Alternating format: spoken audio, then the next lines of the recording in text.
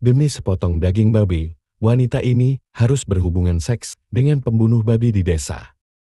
Putranya menyaksikan semuanya dari bawah tempat tidur, tapi dia tidak membenci ibunya, karena itulah satu-satu cara untuk mereka bertahan hidup. Sejak usia 6 tahun tubuh laki-laki itu sudah berhenti bertumbuh. Dia menderita penyakit langka yang tidak bisa tua. Sejak kecil ayahnya juga meninggalkannya dan pergi. Hanya ibunya yang hidup bersamanya. Namun akhirnya ibunya yang terlalu bekerja keras pergi untuk meninggalkannya selamanya. Awalnya, anak laki-laki itu selalu diadopsi oleh orang-orang baik hati, namun rahasia yang tidak bisa berkembang akan segera terungkap. Setelah terungkap tidak ada yang kau mengadopsi monster seperti itu, anak laki-laki itu mengerti dengan jelas di dalam hatinya.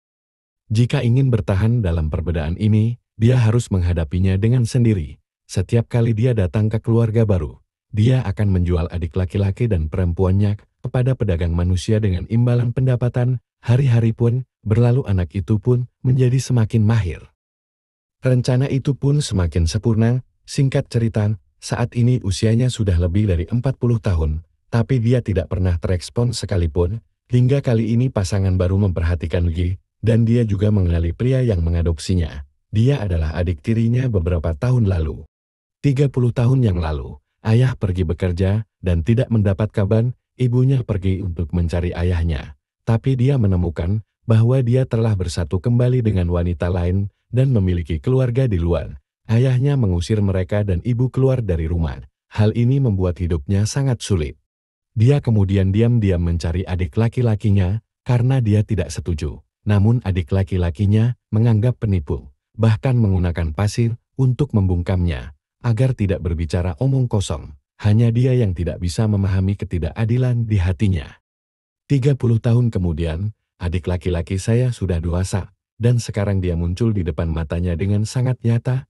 Tidak hanya itu, adik laki-laki saya juga ingin mengadopsinya. Maka dia mulai rencana balas dendam atas kesulitan hidup di bawah tanah selama 30 tahun terakhir. Nama adiknya adalah Akid. Dia adalah seorang detektif muda yang hebat. Baru-baru ini dia diangkat menjadi kepala Departemen Inspeksi. Tapi tepat pada momen penting ini, serangkaian pembunuhan yang aneh membuatnya sakit kepala yang tidak terlukiskan di dekat rumah Akid. Ada 2 korban malang terus bermunculan, dan cara kematian mereka sangat mirip. Setiap orang korban memiliki lubang di punggung dengan cara dibor, dan lubang-lubang ini, jika disambung menyerupai bentuk binatang tertentu. Hari itu Akid tiba-tiba menerima pesan teks. Isi pesannya adalah senjatanya ada di gedung tertentu. Jika ingin dapat senjata, harus pergi ke lokasi tersebut sekarang. Sesampai di lokasi dia langsung menikah lagi, dan seorang Kid menemukan bahwa senjata sudah tidak ada lagi, dan dia segera sampai di lokasi yang ditentukan. Namun saat-saat pertama kali tiba di gedung tersebut, seseorang langsung memukulinya sampai pingsan. Ketika dia bangun lagi, dia menghadapi dirinya berbaring di ranjang rumah sakit. Setelah saat itu Akid tidak dapat mengingat kejadian sebelumnya. Asisten Kifan memberitahunya. Mereka menerima laporan di hadapnya. Setelah sampai di lokasi kejadian, diketahui bahwa Pak Tau yang hendak pensiun di kantor polisi didorong turun dari lantai atas perintah seseorang. Sementara itu Kid pingsan di lantai 7. Kid mengatakan bahwa setelah dia memasuki gedung, seseorang memukulinya hingga pingsan, namun melalui penyelidikan kamera pengintai, hal ini diketahui. Akid tiba 15 menit lebih lambat dari Pak Tai, dan selain 2 orang yang hadir di sana, tidak ada orang lain yang muncul. Anehnya, pelakunya menguap dari tempat kejadian seperti uap. Mengapa kamu meminta Pak Tai untuk bertemu di gedung?